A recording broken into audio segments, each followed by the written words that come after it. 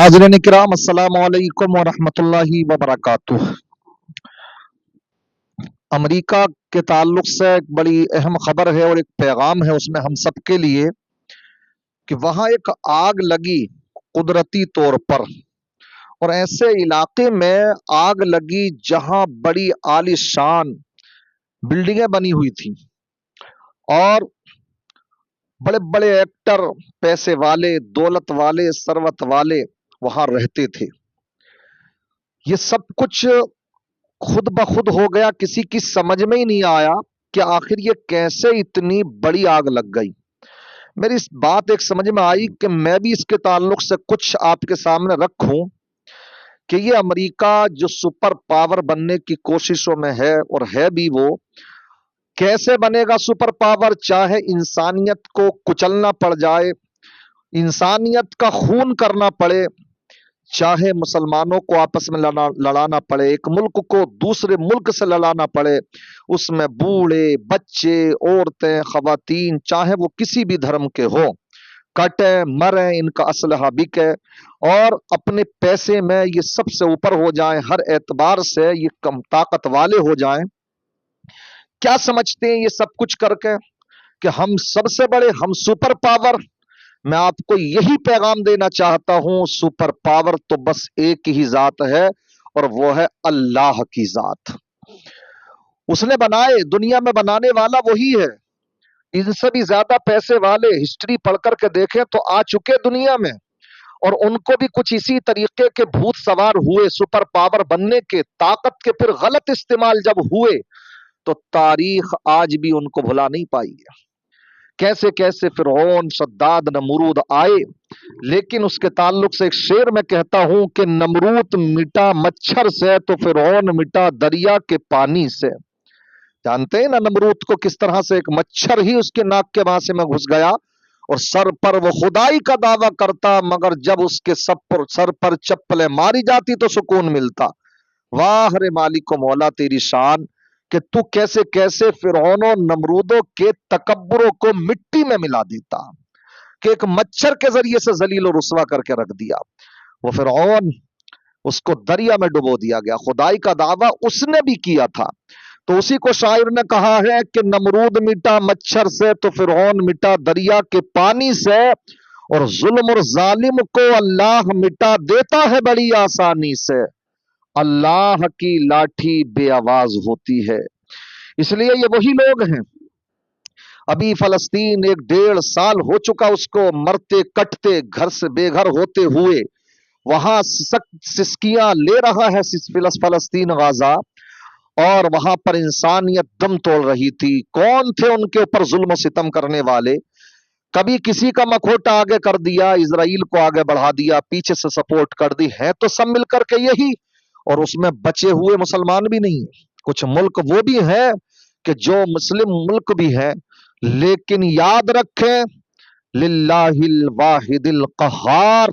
अल्लाह जब कल कयामत के दिन फरमाएगा, ये बताओ कौन है सुपर पावर, कौन है कहर वाला, कौन है गलबे वाला, तो सब उस दिन कहेंगे क्या? अल्लाह ही तबारक व तआला है। लिमनिल मुल्कुल यौम, अल्लाह फरमाएगा ये, तो सबका जवाब आएगा लिल्लाहिल वाहिदिल कहार। इसलिए अल्लाह तबारक व तआला ही है सुपर पावर।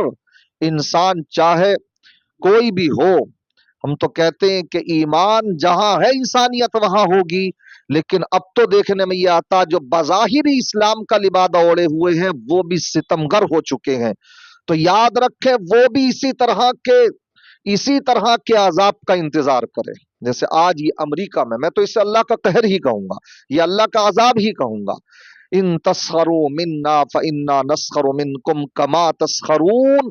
इसलिए रब तबारक व तआला का फरमान है कि अगर तुम आज किसी के ऊपर हंसोगे तो अल्लाह उसकी सजा तुम्हें जरूर देगा। वो दिन तुम्हारे लिए भी लाएगा। कमा तदीन तुदान, जैसी करनी वैसी भरनी। तुम अपनी ताकत के बलबूते पर अगर दुनिया के अंदर जुल्म सितम ढाओगे, इंसानियत को कुचलोगे, इंसानियत को मलियामेट करोगे, तो याद रखना वो रब तबारक व तआला सबका खुदा है। वो बेसहारों का भी है, वो मजलूमों का भी है। और मजलूमों के दिल से जो आह निकलती है تو وہ ڈائریکٹ قبول ہوتی ہے. دل سے جو آہ نکلتی ہے اثر رکھتی ہے. دل سے جو آہ نکلتی ہے اثر رکھتی ہے، پر نہیں قوت پرواز مگر رکھتی ہے. پر نہیں قوت پرواز، اس کے پر اگرچہ نہیں ہوتے ہیں، جو دل سے آہ نکلتی ہے مگر اڑنے کی طاقت ہوتی ہے. رب تبارک و تعالیٰ کی بارگاہ میں پہنچنے کی طاقت ہوتی ہے. سب حجابات ہٹ جاتے ہیں اور اللہ کی بارگاہ میں مظلوموں کی وہ نکلنے والی آواز اللہ کی بارگاہ میں مقبول ہو جاتی ہے. اس آہ سے بچو، اس دھوئیں سے بچو جو مظلوموں کے دلوں سے نکلتا ہے. کتنے ایسے ایسے بچوں کی تصویریں بھی سامنے آئی کہ ہمیں بھوکا مار دیا گیا، ہمیں پیاسا تڑپایا گیا یہاں پر غزہ کے اندر. ہم اپنی یہ شکایت اپنے اللہ سے کریں گے. دنیا کو انہوں نے جھنجھوڑ کر کے رکھ دیا، مگر ظالموں کو، چاہے اسرائیل ہو، امریکہ ہو، اور اسی طریقے سے کچھ اسلامک ملک ہیں، وہ بھی اس کا ساتھ دیتے نظر آ رہے ہیں. تو وہ بھی اپنے انتظار کریں ایسے ہی دن کا. اللہ بہت بڑا ہے. وہ اسی طریقے کے عذاب تمہارے اوپر لے کر کے آئے گا جس دنیا کو لوٹنے کی خاطر، جمع خات کرنے کی خاطر تم اپنے تعلقات ان سے بنائے ہوئے، تمہارے بزنس ان سے ختم نہ ہو جائے، تمہاری تجارتوں کے معاملات ان سے ختم نہ ہو جائے. مسلمان کٹے تو کٹے، عورتیں بچے کٹے، مرے تو مرے، مگر ان کے تجارتی معاملاتوں میں کہیں کا ذرہ برابر کمزوری نہ آئے. تو پھر یاد رکھیں وہ بھی اس ایسے دن کا انتظار کرے. میں نے چاہا یہ باتیں آپ تک پہنچاؤں، اس لیے یہ سپر پاور کے لیے بھی سبق ہے کہ اب بھی وہ انسانیت کے راستے پر آ جائے. وہ مسلمان ملک بھی، اسلامک کنٹریز بھی انسانیت کے دامن سے وابستہ ہو جائیں. اگر ان کے دل کا ایمان نکل چکا تو انسانیت تو اپنی زندہ کر لیں اپنی. اگر وہ چاہتے ہیں کہ اس طرح کے عذاب سے ہم اچھا بچ جائیں، ہمارا چھٹکارا ہو جائے. آپ کیا کہیں گے اس سب پر؟ آپ نے دیکھا یہ میں نے جو کہا، اس پر کیا کہنا چاہیں گے آپ؟